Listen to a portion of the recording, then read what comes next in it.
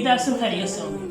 تو آج ہم پیارے نبی محمد صلی اللہ علیہ وسلم کے دن بھر کے معاملات کے بارے میں بات کریں گے، اور اس بارے میں بات کریں گے کہ پیارے نبی محمد صلی اللہ علیہ وسلم اپنے دن کا آغاز کس طرح فرماتے تھے اور دن بھر میں کن کن کاموں میں مشغول رہتے تھے۔ چلیے شروع کرتے ہیں۔ تو پیارے نبی محمد صلی اللہ علیہ وسلم صبح فجر کی نماز باجماعت پڑھنے کے بعد تسبیحات ذکر فرماتے، اور پھر جب ذکر جب کر لیتے تو مسجد میں ہی ایک جائے نماز پر بیٹھ جاتے، اور صحابہ کرام آپ صلی اللہ علیہ وسلم کے آس پاس آ کر بیٹھ جاتے، اور یہیں پہ دربار نبوت لگتا ہے۔ یہیں پہ آپ صلی اللہ علیہ وسلم صحابہ کرام کو جو آپ صلی اللہ علیہ وسلم کے اوپر وحی نازل ہوئی ہوتی اس وحی سے آگاہ فرماتے، اس وحی کے بارے میں بتاتے، اور یہیں پہ پیارے نبی صلی اللہ علیہ وسلم صحابہ کرام کو دینی مسائل کے بارے میں بتاتے، دینی مسائل کی تعلیم دیتے، اور اخلاقیات کی تعلیم دیتے، اور آداب معاشرت کی تعلیم دیتے۔ اور اسی وقت میں آپ صلی اللہ علیہ وسلم یہیں پہ آپ صلی اللہ علیہ وسلم لوگوں کے جو مقدمات ہوتے، جو لوگوں کے جو جھگڑے ہوتے، مقدمے ہوتے، آپ صلی اللہ علیہ وسلم ان کو سنتے اور ان کے فیصلے فرماتے۔ اور کبھی صحابہ کرام آپ صلی اللہ علیہ وسلم کو مزاح کے طور پر جاہلیت کے زمانے کے قصے سناتے، اسی وقت میں جاہلیت کے زمانے کے قصے سناتے اور اشعار سناتے۔ آپ صلی اللہ علیہ وسلم ان کو سنتے رہتے اور کبھی مسکرا بھی دیتے، اور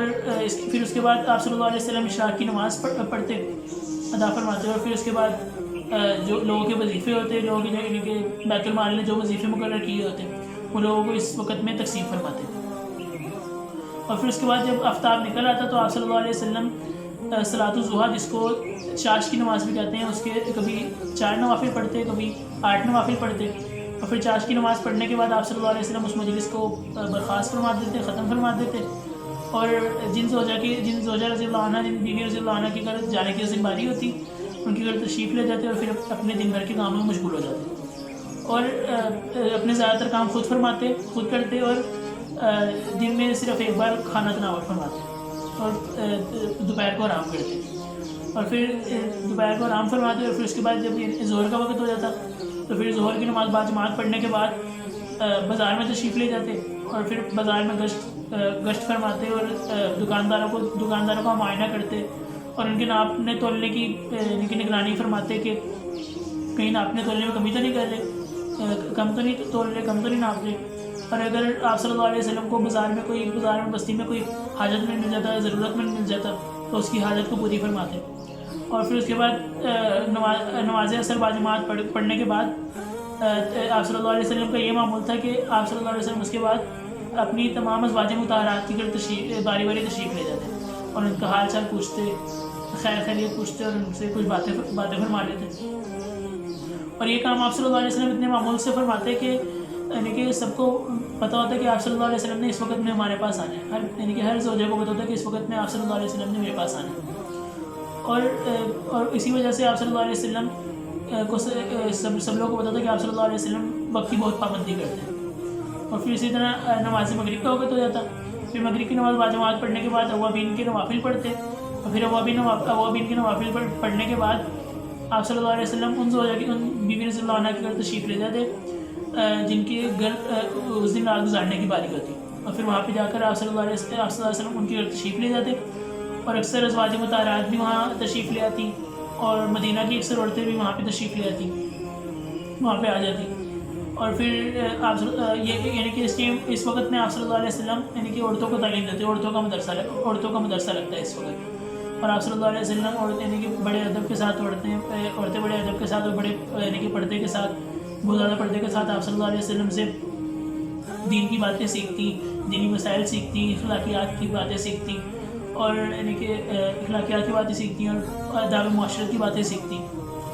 اور کیونکہ آپ صلی اللہ علیہ وسلم جو آنے والے بچے ہوتے ہیں ان کی سب سے پہلے جو ان کا مدرسہ ہوتا ہے وہ ماں کی گود میں ہوتا ہے، عورتوں کی گود میں ہوتا ہے، تو آپ صلی اللہ علیہ وسلم عورتوں کو اسی وجہ سے دین کے علم سے محروم نہیں رکھنا چاہتے تھے، اسی لیے آپ صلی اللہ علیہ وسلم عورتوں کے لیے ضرور اس وقت میں مدرسہ لگاتے، اور آپ صلی اللہ علیہ وسلم عورتوں کو اس وقت میں ضرور تعلیم دیتے۔ اور عورتیں اس وقت میں آپ صلی اللہ علیہ وسلم آپ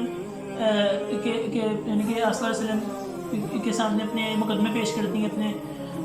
جھگڑے پیش کرتی ہیں، آپ صلی اللہ علیہ وسلم ان کو سنتے اور ان کا فیصلہ فرماتے ہیں۔ اور پھر اس کے بعد آپ صلی اللہ علیہ وسلم سے اگر کوئی اس وقت میں عورت بیعت ہونا چاہتی ہے تو آپ صلی اللہ علیہ وسلم اس کو بیعت فرماتے، اور عورتوں کو بیعت فرمانے کے بعد آپ صلی اللہ علیہ وسلم ان کے لیے استغفار فرماتے، اور پھر اس کے بعد آپ دیکھیے سب عورتیں اپنے گھروں کو تشریف لے جاتی ہیں اور آپ صلی اللہ علیہ وسلم عشاء کی نماز کے لیے مسجد تشریف لے جاتے ہیں. پھر نماز عشاء بعد نماز پڑھنے کے بعد آپ صلی اللہ علیہ وسلم واپس یعنی کہ جن زوجہ کے گھر اٹھنے کی باری ہوتی ان کے گھر تشریف لے جاتے اور سو جاتے ہیں. اور نماز عشاء کے بعد آپ صلی اللہ علیہ وسلم کسی سے کوئی بات کرنا پسند نہیں فرماتے تھے بلکہ سیدھا یعنی کہ گھر جاتے اور سو جاتے. اور آپ صلی اللہ علیہ وسلم کا یہ معمول تھا کہ دانی کروٹ پر لیٹتے اور اپنا یعنی کہ دانہ ہاتھ رخسار کے نیچے رکھتے اور اکثر رخسار کے نیچے اپنا دانہ ہاتھ رکھتے اور جو یعنی کہ اپنا چہرہ انور قبلے کی طرف کرتے اور مسواک کو ضرور اپنے سناتے رکھتے. اور سوتے وقت آپ صلی اللہ علیہ وسلم سورہ واقعہ، سورہ تغابن اور سورہ ملک کی تلاوت فرماتے اور پھر آپ صلی اللہ علیہ وسلم سو جاتے. اور پھر آپ صلی اللہ علیہ وسلم جب بیدار ہوتے تو مسواک کرتے اور وضو کرتے اور پھر تہجد کی نماز پڑھتے. اور تہجد کے نوافل میں آپ صلی اللہ علیہ وسلم سجدے زیادہ تر اکثر سجدے لمبے فرماتے اور دعا کرتے جاتے. اور پھر اس کے بعد تہجد کی نماز پڑھنے کے بعد آپ صلی اللہ علیہ وسلم دوبارہ آرام فرماتے. اور پھر فجر کی نماز کے لیے جب وقت ہوتا ہے تو آپ صلی اللہ علیہ وسلم اٹھتے اور وضو کرنے کے بعد آپ صلی اللہ علیہ وسلم اپنے حجرے میں ایک کونے پر آپ صلی اللہ علیہ وسلم اپنے حجرے میں فجر کی سنتیں پڑھتے اور پھر اپنے حجرے میں تھوڑی دیر لیٹ کر آرام فرماتے. اور پھر فجر کی جب مسجد میں فجر کی نماز کا وقت ہوتا تو آپ صلی اللہ علیہ وسلم مسجد تشریف لے جاتے پھر نماز فجر ادا فرماتے. تو یہ تھے ہمارے پیارے نبی محمد صلی اللہ علیہ وسلم کے دن بھر کے معمولات. تو اور پیارے نبی صلی اللہ علیہ وسلم نے اپنے یعنی کہ ہر کام کے لیے وقت مقرر کر رکھا تھا یعنی کہ جس کام کے لیے جو وقت مقرر کر رکھا تھا اس کام کو اسی وقت میں ضرور کرتے اور وقت کی بہت زیادہ پابندی کرتے. یہی وجہ تھی کہ آپ صلی اللہ علیہ وسلم کو کبھی یعنی کہ کسی نے یہ کہتے ہیں سنا کہ آپ صلی اللہ علیہ وسلم کو وقت کی تنگی ہے. کبھی آپ صلی اللہ علیہ وسلم کو وقت کی تنگی ہے یعنی کہ جیسے لوگوں کو بہت وقت کی تنگی ہوتی ہے نا، لوگ کہتے ہیں کہ ہم یہ کام نہیں کر پاتے، وقت کی بہت تنگی ہوتی ہے، بہت کم ہوتا ہے، ہمیں یہ کام کرنے کا موقع نہیں ملتا. تو ہمیں چاہیے کہ ہم بھی پیارے نبی صلی اللہ علیہ وسلم کی طرح جس طرح آپ صلی اللہ علیہ وسلم نے اپنے یعنی کہ ہر کام کے لیے وقت مقرر کر رکھا تھا ہم بھی پہلے سے ہر کام کے لیے وقت مقرر کرتے تاکہ ہمیں بعد میں پریشانی نہ ہو، کسی کام کو کرنے کے لیے پریشانی نہ ہو. اور جس کام کے لیے جو وقت مقرر کریں اس وقت میں اس کام کو لازمی کریں،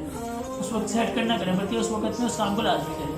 تو انشاءاللہ پھر ہمیں بھی کبھی وقت کی کمی کی شکایت نہیں ہوگی. تو ہمیں چاہیے کہ ہم بھی اپنے پیارے صلی اللہ علیہ وسلم کی سنتوں پر عمل کریں اور اپنے پیارے صلی اللہ علیہ وسلم کی طرح اپنی زندگی گزاریں. ہم ملتے ہیں انشاءاللہ اگلی بھی.